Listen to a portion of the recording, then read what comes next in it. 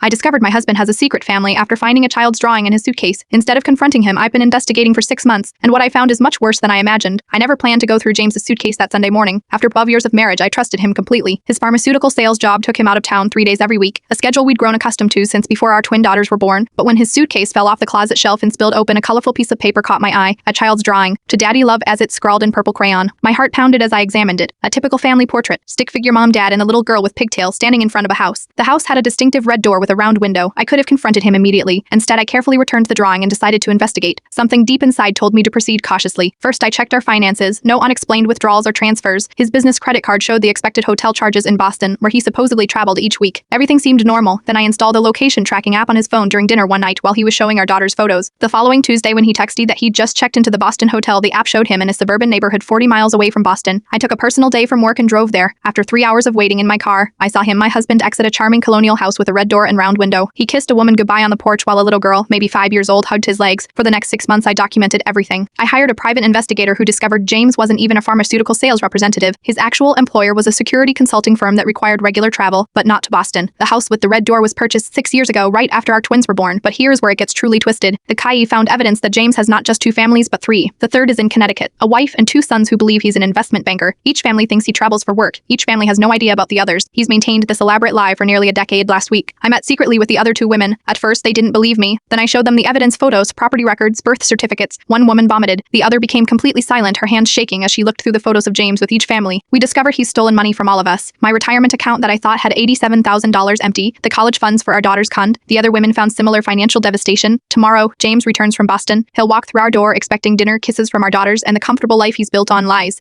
Instead, he'll find divorce papers, evidence of his fraud, and 3 women who have spent the last week working with lawyers, financial forensic experts, and yes, the police. The twins are at my mother's house. I've moved half our belongings to a new apartment. I've frozen all our joint accounts and documented every asset. I keep thinking about that child's drawing that started it all, the simple family portrait with the red door, the life he pretended to have with me while building identical versions elsewhere. Sometimes the most devastating betrayals don't come with warning signs or suspicious behavior. Sometimes they're hidden behind the perfect husband who remembers every anniversary, who calls every night when he's away on business, who seems too good to be true.